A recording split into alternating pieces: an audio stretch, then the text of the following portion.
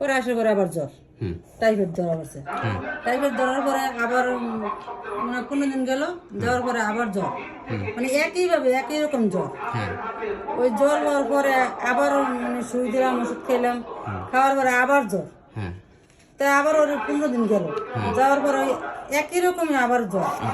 এই জ্বরের পর থেকে আবার স্যালাইন সুই দেওয়ার পরে তা মনে করেন জ্বর কমছে, কিন্তু এই যে ব্যথা, এই ব্যথা কম, আঙ্গুল গিরা গিরা ব্যথা ছিল না, পুরো শরীরে ব্যথা ছিল, ওই প্রত্যেকটা গিরা গিরা না, সব ব্যথা ছিল, হাতে পায়ে, এই যে এই দুই সাইড। আমি তো রাতে ঘুমাইতে পারতাম না, এইভাবে ঘুমাইতে পারতাম না, মানে ঘুমাইতে না।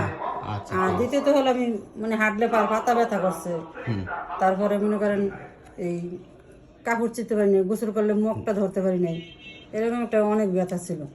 কিন্তু এখন কি অবস্থা সেটা বলেন। এক সপ্তাহ অনেকটাই ভালো। 20 তারিখে